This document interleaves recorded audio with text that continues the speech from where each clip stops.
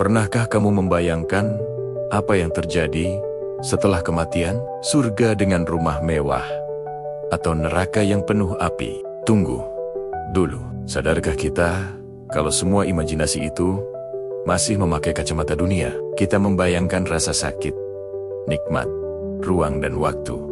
Padahal semua itu adalah produk otak kita. Ketika tubuh mati, otak pun ikut padam. Semua sensasi yang kita kenal, senang, sedih, takut, bahagia juga ikut berakhir. Alam setelah kematian tidak mengenal bahasa bumi. Tidak ada lagi rasa seperti yang kita pahami. Tidak ada ruang seperti yang kita lihat. Tidak ada waktu seperti yang kita hitung. Yang ada hanyalah sebuah kondisi, sebuah bentuk eksistensi baru yang tak bisa digambarkan oleh fantasi manusia yang terbatas. Coba ingat, apa kamu ingat bagaimana rasanya berada di dalam rahim ibumu?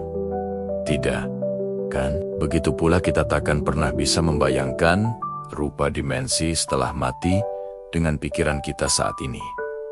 Jadi, apa yang sebenarnya terjadi ketika tubuh berhenti berfungsi?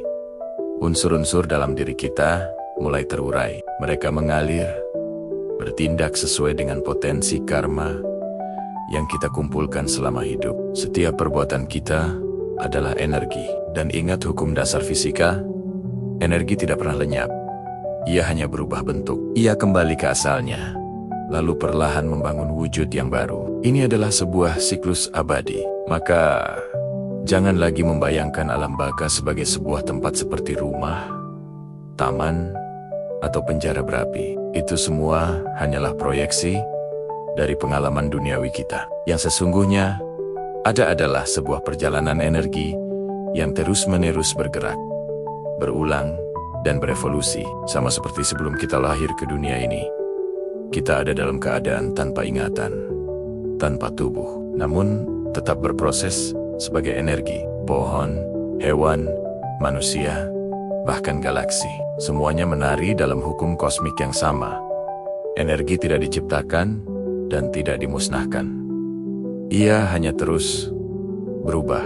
Dari perubahan tanpa henti inilah kesadaran itu sendiri hidup. Ketika tubuh fisik kita berhenti, yang tersisa hanyalah face-face baru yang tak perlu kita penuhi dengan imajinasi tentang mall, pasar, atau rumah-rumahan. Energi tidak butuh semua itu. Energi hanya perlu terus bergerak menuju bentuknya yang lain. Siapa yang selama hidupnya menebar kebaikan, energinya akan memasuki kondisi yang lebih damai, lebih teduh.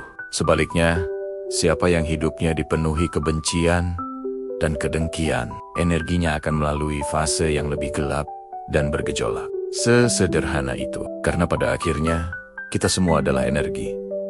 Energi yang berubah tanpa henti, mati, dan lahir kembali dalam siklus yang tak pernah benar-benar berakhir. Jadi, daripada mengkhawatirkan hal yang tak terjangkau pikiran, lebih baik kita fokus pada perjalanan saat ini. Nikmati setiap momen, terimalah setiap perubahan, dan yang terpenting, perbanyaklah kebaikan. Sebab, kebaikan itulah satu-satunya bekal sejati.